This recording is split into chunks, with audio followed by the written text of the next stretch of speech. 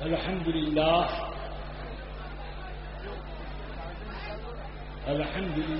نحمده ونصلي ونسلم على رسوله الكريم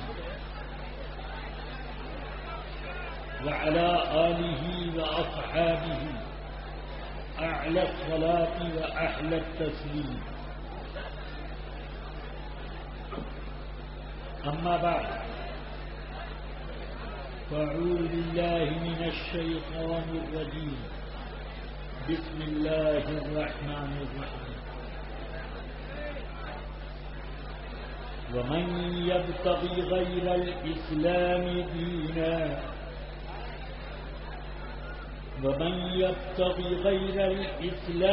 دينا فلن يقبل منه.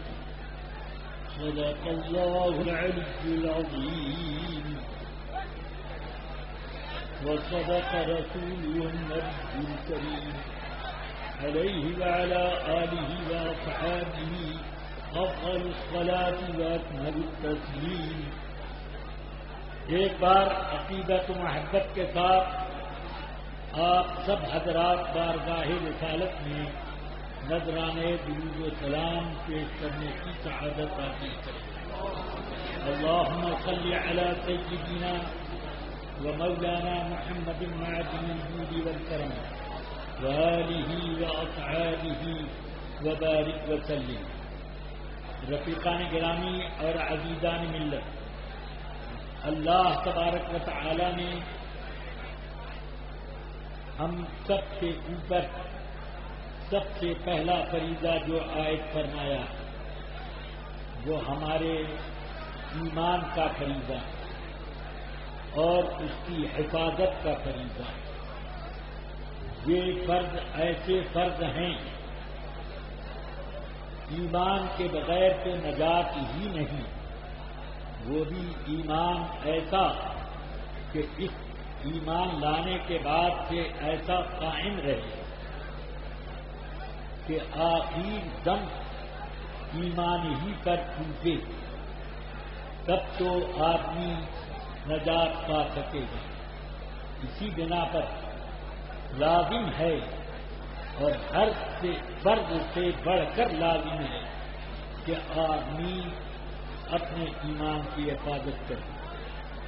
اگر ایمان لانے کے بعد وہ ایمان فوت ہو گیا معاذ اللہ، تو پھر نہ آدمی کے پاس پڑھی ہوئی نمازوں میں سے ایک نماز کا ایک سجدہ، کیا اس سجدے کی ایک تسبیح بھی قائم، ایک رکوع نہیں.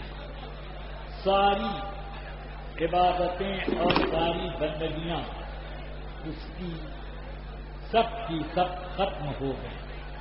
حج کیا تو حج ختم، روزے رکھے نلیا میں ٹوٹ گئے. ان تحبط اعمالکم وانتم لا تشعرون کا اس وقت حبطت اعمالہم کہ اس وقت سارے بیانات آدمی کے اوپر واضح ہوں گے جب ملک الموت اس کے پاس آئیں. دنیا میں سمجھ نہیں تو نہ سمجھ. اس لیے اعلی حضرت رضی اللہ تعالی عنہ کا ہم سنیوں کے اوپر بہت بڑا احسان عظیم ہے کہ انہوں نے ہمارے ایمان کی حفاظت کا سامان کیا اور ہمیں تنبیہ کی. بھیڑ میں کمبخت کے ہاتھوں سے ایمان گیا کہ اس صورت سے تم بچ کر کے رہنا. آج لو ان کی پناہ، آج لے ان کی پناہ، آج مدد مانگ ان سے، کل نہ مانیں گے.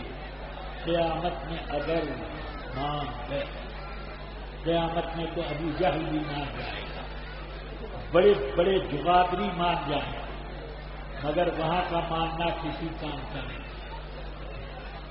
دنیا دار تکلیف اور ذمہ داریوں کے نبھانے کا گھر. اس جگہ جس نے ذمہ داری سنبھال لی وہ کامیاب ہے. اعلی حضرت رضی اللہ تعالی عنہ نے اپنے وصیت نامے میں جو اپنی وفات شریف سے کچھ گھنٹوں پہلے املا کرائے، اس میں یہ جملہ ہے کہ ایمان کی حفاظت ہر فرد سے اہم فرد شمار کرے، سمجھے کہ اس کے برابر کوئی فرد ہے۔ اس لیے رفیقان ملت، اب ہم کوئی بھی ایسا راستہ پاتے ہیں جس میں ایمان جانے کے خطرات ہوتے ہیں تو صرف اس لیے نہیں کہ اعلی حضرت نے کہا، بلکہ اعلی حضرت نے قرآن اور حدیث کی روشنی میں کہا۔ اس لیے ہم لوگ اس کو اپنے سینے سے لگاتے ہیں اور حفظ جان بناتے ہیں۔ کیا قرآن نے نہ فرمایا کہ لا تتخذوا یا ایھا الذین آمنوا لا تتخذوا آباءکم وابناءکم اولیاء ان استحبوا الکفر علی الایمان۔ اے ایمان والو، اپنے اور لوگوں کو چھوڑو، تمہارے باپ دادا، تمہارے بیٹے پوتے اگر کفر کو ایمان کے مقابلے میں پسند کریں تو تم ان کے ساتھ کوئی دوستی نہ رکھو۔ فرمایا لا يتخذ المؤمنون الكافرين اولیاء من دون المؤمنین۔ لوگ فرماتے ہیں میرا رب العالمین ارشاد فرماتا ہے کہ مسلمانوں کو یہ جائز نہیں ہے کہ وہ مسلمانوں کو چھوڑ کر کافروں سے دوستی کریں۔ جب وہ کافروں سے دوستی کریں گے تو مسلمان چھوٹیں گے، کم سے کم تاج الشریعہ چھوٹ جائیں گے، یا المصطفیٰ چھوٹ جائے گا۔ کیا ہم لوگ مسلمان نہیں ہیں؟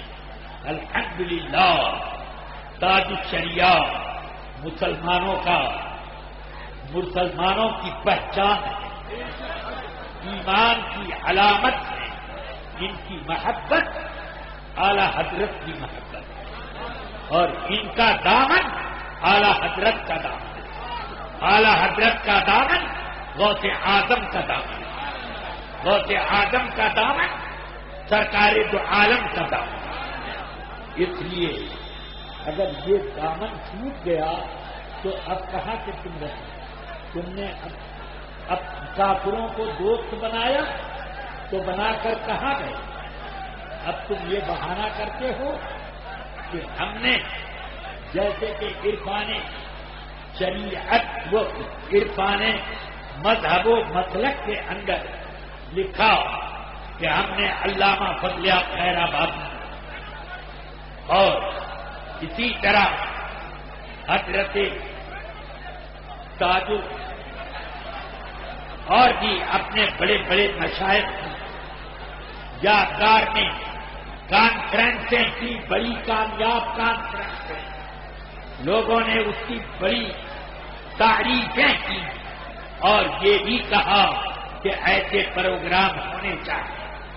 ہم اپنے بزرگوں کی یادگاری جلسے کا انکار نہیں کرتے، مگر یہ ضرور ہم کہتے ہیں کہ ان متبرک یادگاروں میں خبثاء کفار کو، کھلے ہوئے باغی دین کو دعوت دینے کا کیا ہے؟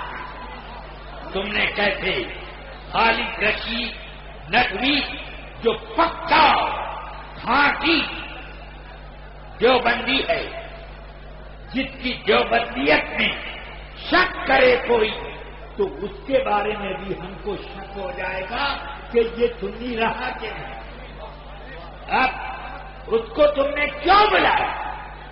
اور دہلی کے ایک سلح سلی نے ایک مرتد کو جو بنانے مسلم مشہور ہے، اس کو تم نے کیوں بلایا؟ کیا یہ تم اس شخصیت کی یادگار منا رہے تھے جنہوں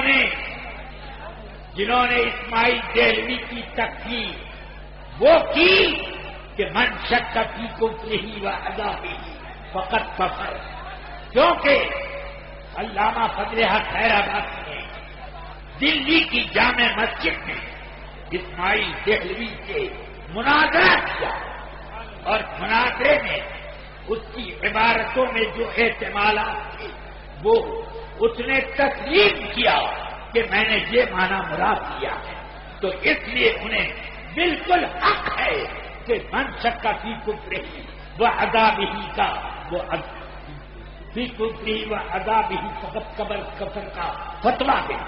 ہمارے پاس اگر متواتر طریقے پر علامہ فضل حق خیرآبادی کے اس مناظرے کی رپورٹ آ جاتی تو ہم بھی وہی تفصیل کرتے اسماعیل دہلوی کی ویسے ہی تفصیل کرتے، مگر سنو، جن علامہ فضل حق خیرآبادی نے جس کی تفصیل کی اس کے ماننے والوں، اس کی خاک کا سرما بنانے والوں، تو تم نے علامہ فضل حق خیرآبادی علیہ الرحمہ کی کانفرنس میں کیوں بلایا؟ بلانے کا کیا مقصد ہے؟ سوائے اس کے کوئی مقصد نہیں کہ تم اپنا راستہ بیان کر رہے ہو۔ ہم کو نہیں بلا سکتے تھے؟ شعیب میاں کو بلا نہیں سکتے تھے؟ حضرت علامہ ازہری اگر تمہیں مدد اللہ العالی اگر تمہیں نہیں مل رہے تھے تو کیا ہم جیسے غربائے اہل سنت بھی دنیا سے ناپید ہو گئے تھے جو ان خبیثوں کو، بدبوداروں کو، ان غلیظ نجاستوں کو تم نے بلا کر کے یادگار نہیں بنائی ہے؟ حضرت علامہ فضل حق خیرآبادی کا مذاق اڑایا، ان کے فتوے کی دھجیاں اڑائی۔ ہمیں دکھ ہے اس بات کا کہ ہمارے پردادا استاد کے ساتھ تم نے ایسی بڑی بدسلوکی کی۔ اللہ تعالی ایسی کانفرنسوں سے ہمیں بچاتے رہے۔ رفیقان ملت اسی کتاب میں جب شروع کا حصہ پڑھا تو اپنے مذہب اہل سنت و جماعت پر اتنا مستحکم اور اتنا متسلب ہو کہ لوگ اس کو متعصب کہیں، سبحان اللہ، تم نے اپنی زبان سے ہم لوگوں کو متعصب کہہ کر اپنا تعارف کرا دیا۔ جو رد کرتے ہیں اپنی کم علمی اور بے بصیرت ہونے کے ساتھ رد کرتے ہیں، تو جب تک ان کو کافر مرتد نہ کہہ لیں اس وقت تک رد ہی گویا کہ نہ ہوا۔ میں کہتا ہوں بے شک رد نہیں ہوا، اس لیے کہ اصل جو حکم ہے شرع کا جب تک بیان نہ کیا جائے تو کس طریقے سے رد ہو سکتا؟ حکم تو بیان کیا، اور آپ اس حکم کے بیان کرنے کو کم علمی یا جہالت اور بے بصیرتی اور دل کی نابینائی سے تعبیر کر کے ہم کو گالی دے رہے ہیں، ہمیں ہماری دھجیاں اڑا رہے ہو۔ یہ تو ہماری دھجیاں نہیں ہوئی، بلکہ تم نے حکم شرع کے انکار کا ایک رویہ اختیار کیا۔ اللہ تعالی اس بات سے محفوظ رکھے ہم سنی مسلمانوں کو کہ ایسے لوگوں سے دوستی کریں۔ باقی رہ گئی یہ بات کہ صلح کلی کس کو کہتے ہیں، تو اب اس کو میں ظاہر کروں۔ صلح کلی دو طرح کے ہوتے ہیں۔ ایک صلح کلی وہ ہے جس کو کسی نے کہا تھا حافظات صلح کن با خاص و عام با مسلمان اللہ اللہ با برحمن رام رام۔ تو یہ وہ صلح کلی ہے کہ بے شک بلا شبہ مرتد ہے، پھر نار و سقر ہے، اس کے بارے میں ہم کوئی شبہ نہیں کرتے۔ مگر ایک صلح کلی دوسرا جس کو ہم جانتے ہیں صلح کلی کا اصل معنی کیا ہے؟ ہر قسم کے لوگوں سے صلح اور اتفاق رکھنا، یہ لغوی معنی ہے۔ اس معنی میں جو صلح کلی ہے تو اس صلح کلی اور فاسق میں ایک بہت بڑا فرق ہے کہ فاسق تو یہ بھی ہے، مگر وہ فاسق جو شراب پیتا ہے اور بہت ساری برائیاں اپنے اندر جمع کیے ہوئے وہ معلن ہو کے مخفی وہ فاسق ہے، اس کا اثر زیادہ سے زیادہ یہ ہوگا کہ دوسروں کو فاسق بنائے، مگر جب بد مذہبوں سے دوستی ناپی جائے گی تو یہ صلح آدمیوں کے ایمان پر حملہ آور ہوگی، آدمی کو فاسق نہ بنائے گی بلکہ یہ صلح آدمی کو کافر بنا دے گی۔ اسی لیے میرے آقا سرور کائنات صلی اللہ علیہ وسلم نے ارشاد فرمایا، اٹھائیے مسلم شریف، فرماتے ہیں میرے آقا کہ سجاتی علیکم دجالون کذابون یحدثونکم بما لم تسمعوا انتم ولا آباؤکم فإیاکم وإیاہم لا یضلونکم ولا یفتنونکم۔ میرے آقا ارشاد فرماتے ہیں تمہارے پاس نمبری جھوٹے اور بڑے نمبر 1 قسم کے بڑے کار چٹنگ باز لوگ آئیں گے اور تم سے ایسی باتیں کریں گے کہ نہ تم نے سنی نہ تمہارے باپ دادا نے۔ ایسے لوگ اگر ملیں ایاکم و ایاہم، ان سے دور بھاگنا اور ان کو دور بھگا دینا، دور بھگا دینا۔ کیوں دور بھگانا؟ لا یضلونکم، کہیں تمہیں گمراہ نہ کر دیں، تمہیں کافر نہ بنا دیں۔ ایک شرابی کسی کو شرابی بنا دیتا ہے مگر وہ وہابی نہیں بناتا ہے۔ وہابی کی دوستی کتنے لوگوں کو وہابی بنا دیتی ہے، اس وجہ سے رفیقان ملت یہ صلح کلی جو ہے کہ ہے تو سنی مگر یہ فاسق ہونے کے ساتھ ساتھ یہ اپنی صلح کر کے دوسروں کے لیے خطرے کا باعث بن گیا، اپنی عاقبت کو خراب کرنے کے قریب پہنچا ہی دی، مگر دوسروں کے لیے بھی وہ راستہ بڑا ہی گندا بنا رہا۔ اس لیے میں عزیز مکرم مولانا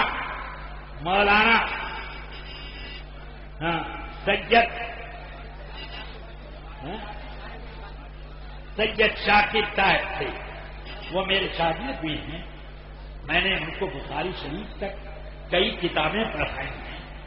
وہ مولانا سید شاکر صاحب انہوں نے پھر صلح کلی کی ایک تاریخ کی مگر میں نے دونوں تاریخیں کر دی ہیں۔ وہ صلح کلی تو مرتد صلح کلی ہے اور یہ صلح کلی فاسق صلح کلی، اور یہ آدمیوں کے ایمان خراب کرنے کا راستہ ہموار کرتے ہیں۔ ہم شرابی کو صلح کلی نہیں کہتے، ہم اس کو کہتے ہیں جو وہابی سے دوستی کرے، کٹر رافضی سے دوستی کرے، جو قادیانی سے دوستی کرے، قادیانی کو ناحق مانتا ہے، کافر مانتا ہے، مگر کیوں اس کے گھر چائے پیتا ہے، کیوں اس کے یہاں رشتے کرتا ہے؟ پھر اگر نماز پڑھ لی اس مرتد کے امام کے پیچھے تو بھیڑ میں کمبخت کے ہاتھوں سے ایمان وہ بھی ہو گیا۔ اس لیے اب حضرت مولانا سید شاکر حسین صاحب سے میں عرض کرتا ہوں کہ یہ نقطہ ساتھ میں محفوظ رکھے جس تشریح کے ساتھ میں نے ان سے عرض کیا، لیکن ساتھ ہی میں یہ بھی عرض کر دوں کہ مجھے اس بات سے بہت تکلیف ہوتی ہے کہ کوئی بھی جس کو چاہے صلح کلی کہتے آج کے جلسے میں نہیں آیا، کوئی صلح کلی ہے اس لیے نہیں آیا، ہمارے اسٹیج پر نہیں آئے تو کسی مصلحت یا کسی ضرورت تو اس کو صلح کلی کہا، یہ بہت بڑی زیادت ہے اور یہ جرأت ہے شریعت کے معاملات میں۔ علماء آپ کو علم نہیں تو علماء کی طرف رجوع کریں، علماء جو کہیں وہ مانیں۔ یوں تو اس طرح کا صلح کلی کبھی کبھی ایسے لوگ جو بالکل گھڑا جب پک کر کے چمک جاتا ہے، ایسے سنی جو ہوتے ہیں تو مجھ کو بھی صلح کلی کہہ دیتے ہیں۔ معاذ اللہ، میں کسی وہابی کو دیکھ لیتا ہوں تو راستہ اپنا بدل دیتا، میرا تو یہ حال ہے۔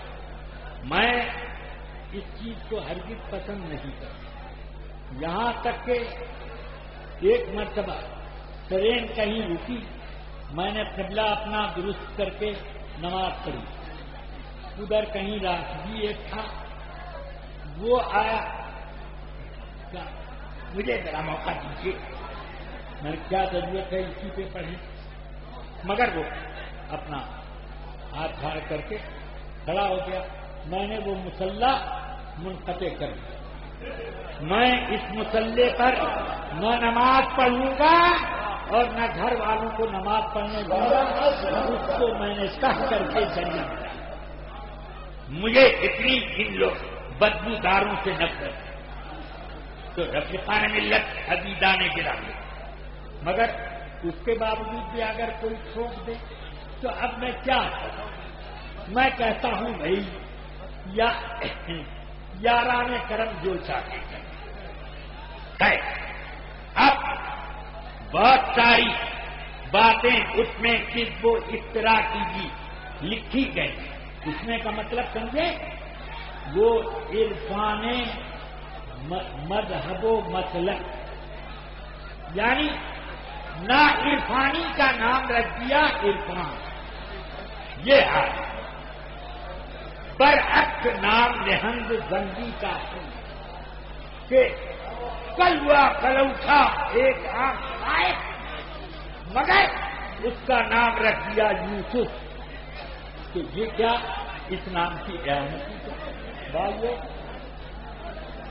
درود شریف پڑھ لیجیے، اللہم صلی علی مولانا محمد معدن الجود والکرم وآلہ وصحبہ وبارک وسلم۔ رفیقان گرامی، آپ لوگ خاموش ہو جائیں ورنہ سورہ یاسین کی ایک آیت پڑھ کے دم کروں گا، الیوم نختم علی افواہکم والی، تب سمجھ میں آئے گا کہ کوئی گھر پہنچا تو اس کی زبان سے لکنت ہو گئی، گھر پہنچا تو اس کی زبان سے آواز ہی نہیں نکل رہی ہے، تو ایسی آیتیں قہر پڑھ کر کے میں کیا دم کروں مجمع پر؟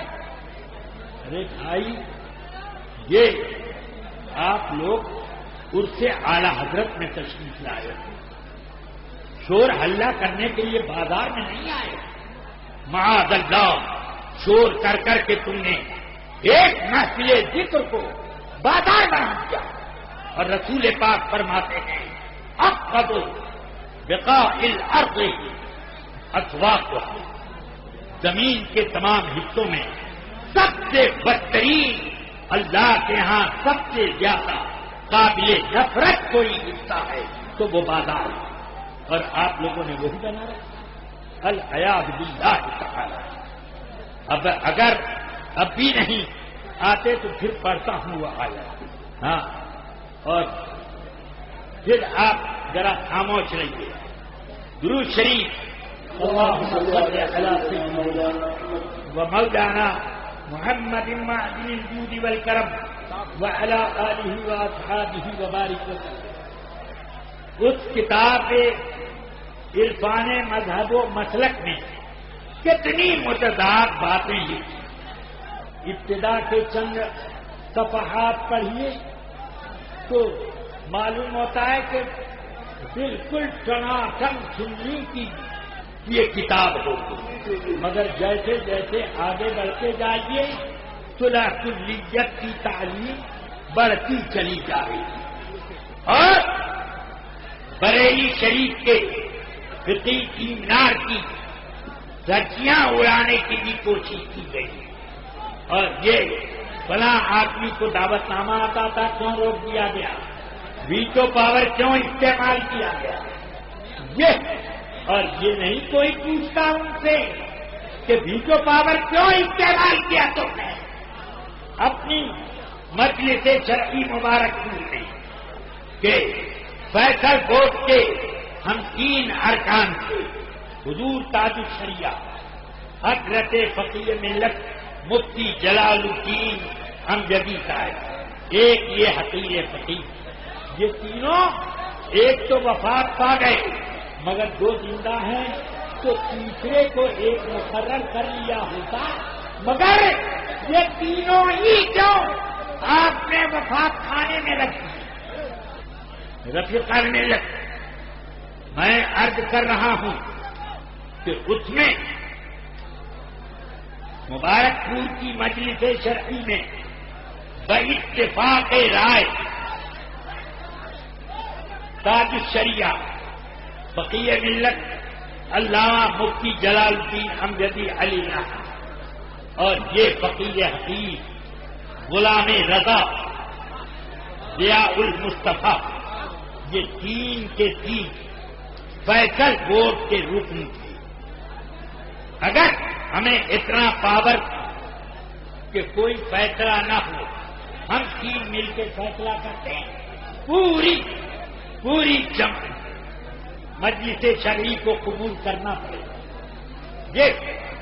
پھر اس کے علاوہ یہ بھی بات تھی کہ اگر فیصلہ مجلس شرعی نے کوئی کیا، ہم 3 مندوبین نے مل کر اسے منسوخ قرار دے دیا تو وہ منسوخ ہو جائے۔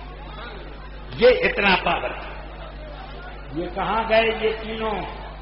ایک تو اللہ کو پیارے ہوئے حضرت فقیہ ملت دنیا سے رخصت ہوئے، مگر ہم 2 تو زندہ ہیں۔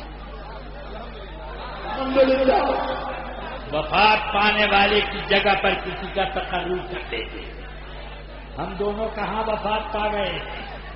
جو آپ نے ہمارا نام خارج کیا، میں اس کمیٹی کا صدر بھی تھا اور صدر ہونے سے کیوں میرا نام خارج کیا گیا؟ پھر اس کمیٹی میں جب سیمینار ہوتا تو ایک دن کی صدارت اس فقیر کو بھی ملتی، وہ کدھر گئی؟ مفتی شبیر حسن اپنی جماعت کے وہ عظیم مفتی اور عظیم جامع معقول و منقول مدرس ہیں کہ ان کی نظیر ملنا مشکل ہے۔ وہ کہاں گئے؟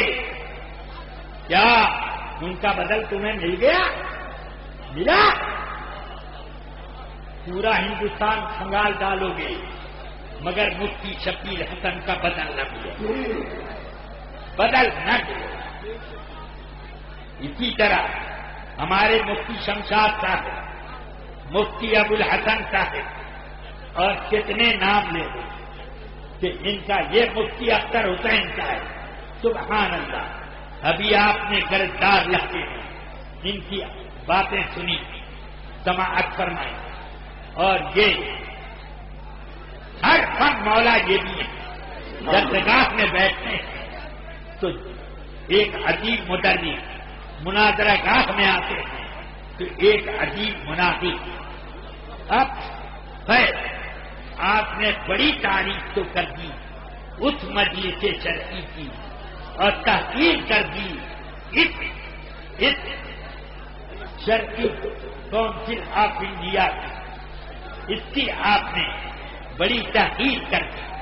آپ کو یہ سب مبارک ہوتا ہے۔ مولوی یاسین اختر وہ پورا برق اپنی کتاب میں سے نکال کر اس پر سورہ والناس پڑھ کر دم کر کے گلے میں پہن لی. کیا بات ہے، کیا بات ہے. تاکہ آپ کے اندر جو وسوسے کی بیماری ہے وہ دور تو ہو جائے. کیا بات ہے. اللہ تعالی خیر کرے. جنہوں نے کہا جس کو چاہا صلح کلی کہہ دیا. سنو، ہم نے کسی کو صلح کلی نہیں کہا. آدمی پہلے صلح کلی بنا، اب اس نے ہمیں چیلنج کر دیا کہ تمہیں فتوا دینا ہے تو اب ہم مجبور ہیں کیا کریں؟ فتوا نہ دے کے اپنا ایمان بگاڑے. تم نے ہمیں کیوں مجبور کیا؟ ہمیں مجبور کیا. ہاں، جس کو ہم نے کہا ہے ہم اس کو کہیں گے. علماء کونسل کے لوگ ان سے دوستی کر کے اس مرحلے میں بمبئی کے مسلمانوں کو پہنچا چکے کہ ایک مسجد بھی دیوبندیوں کو دلوائی. ایک وہ چونا بستی کی مسجد دیوبندیوں کو دلوا دی. ایک کام. دوسرا کام، جو رشتے کبھی نہیں ہوتے تھے وہابیوں میں، وہ رشتوں کا رواج انہوں نے دلوا دیا. یہ کیا اب صلح کلیت کا وہ معنی نہیں پایا گیا جو جس سے ہم ان پر یہ اطلاق کریں؟ اللہ بچائے ان لوگوں کے شر سے. رفیقان گرامی عزیزان ملت، سنو، گورنمنٹ کی کرسی آدمی کو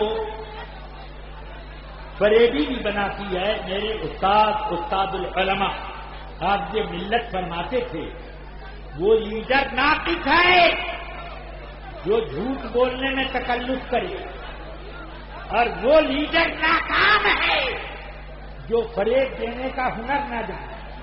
ہاں، یہ میرے استاد العلماء حافظ الملت فرماتے ہیں.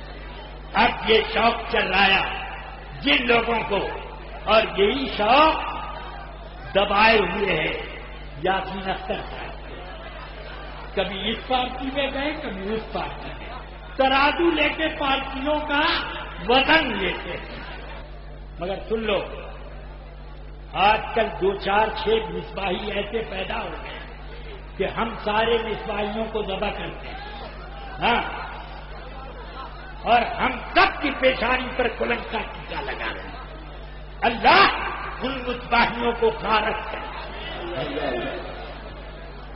میں بھی مصباحی ہوں، یہ مفتی افضال صاحب بھی مصباحی ہیں، اور مولانا شمشاد مفتی شمشاد صاحب بھی مصباحی ہیں، اور کتنے مصباحیوں کے چراغ یہاں پر چل رہے ہیں.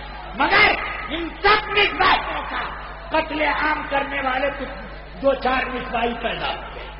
اللہ ان مصباحیوں کو ختم کر دے. ہاں، وہ اصلی مصباحی نہیں ہے.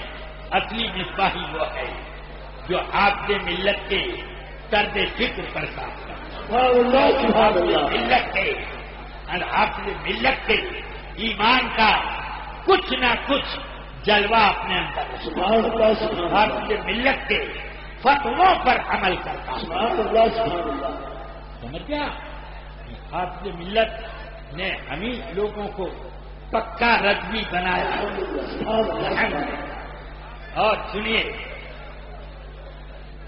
اب یہ تقریر کرتے کرتے کہ مصباحی کہنا اتنا برا ہو گیا.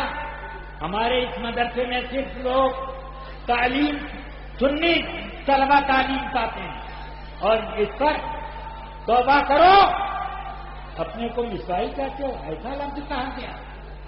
ازہر میں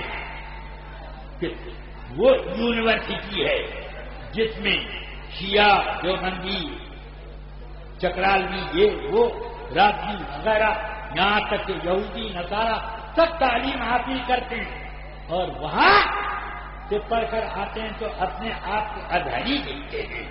اس کے بعد معاذ اللہ ایک ایسا لفظ کہا کہ جس لفظ کو میں دوہراتے ہوئے اپنی زبان میں ناپاکی کا تصور کرتا ہوں.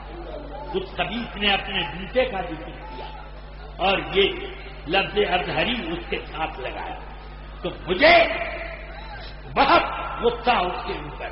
میں تو کبھی کچھ عرس کے اجلاس میں شریک ہوتا ہی نہیں، مگر آپ کی ملت کی بارگاہ میں ضرور ہر عرس پر جاتا ہوں اور وہیں پر میں کل کرتا ہوں اور وہیں سے سیدھا میں واپس آتا ہوں. ان کے بڑے احسانات ہیں میرے اوپر اور میرے ایمان کی حفاظت انہی نے کی ہے اور ایمان کی عظمت انہی نے سکھائی ہے. اور جو کچھ میرے اندر بصیرت اور علم کی تازگی دیکھتے ہیں اس 80 سال سے متجاوز ہونے کے بعد بھی میرے اندر، تو یہ سب آپ کی ملت کا کرم ہے. انہیں آپ کی ملت نے ایک سفر سے آنے کے بعد کلکتہ ہاوڑہ سے سفر کر کے واپس آئے. میں نے کہا جب واپس آئے ملنے حاضر ہوا، میں نے کہا حضور کیسے تشریف لے جانا ہوا؟ کہیں فرمانے لگے میں وہ حاجی عباس ہیں ان کے مکان کا افتتاح کرنا تھا تو اس کے لیے میں گیا تھا اور وہاں حضرت مولانا اختر رضا خان اطہری بھی تشریف لائے تھے. میں نے ان کو غور سے دیکھا، واقعی اختر میاں بزرگ ہیں بزرگ.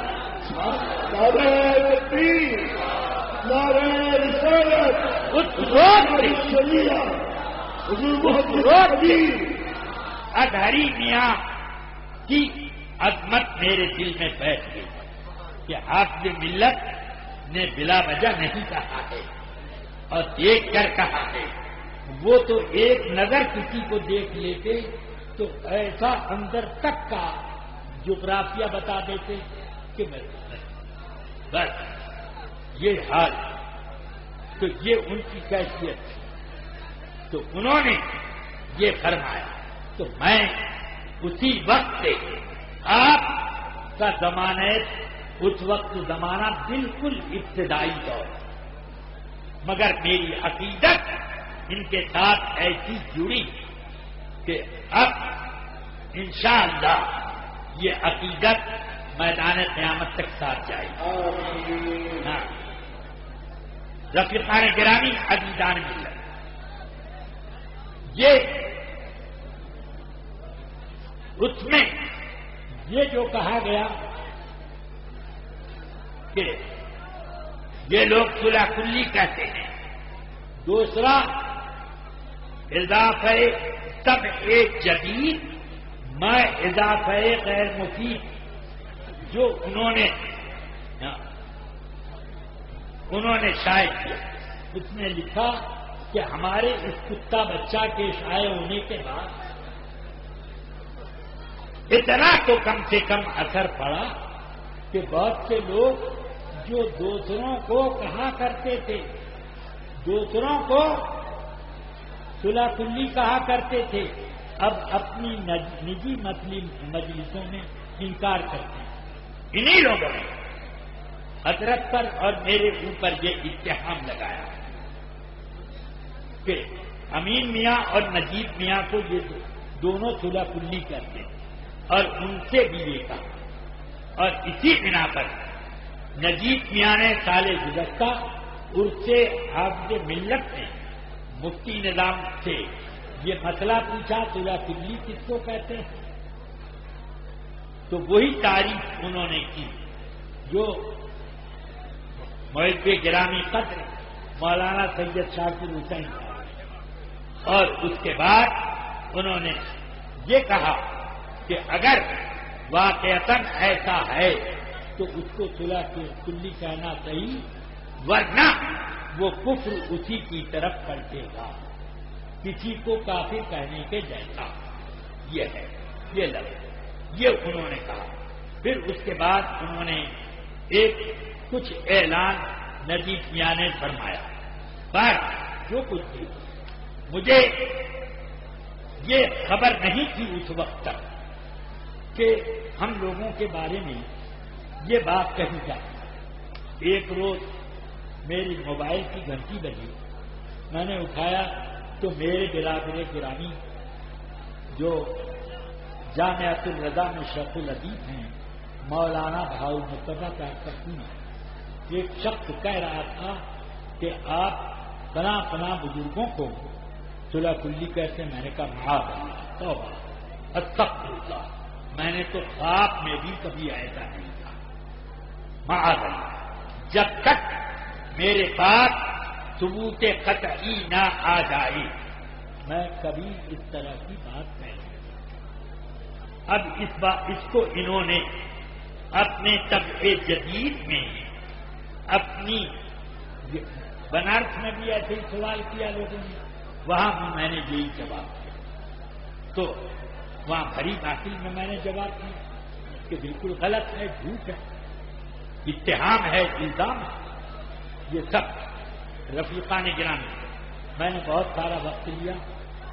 اب آپ کے سامنے جو بزرگ ہستیاں باہر سے آئی ہوئی تشریف فرما ہیں، ان کم سے کم ان کی زیارت کو آپ لوگ کر لیں، 2-4 کلمات کو سماعت فرما لیں، اور اس کے بعد حضور تاج الشریعہ کے فیض و برکات ہیں وہ بھی آپ کو سمیٹنا ہے. السلام علیکم ورحمۃ اللہ.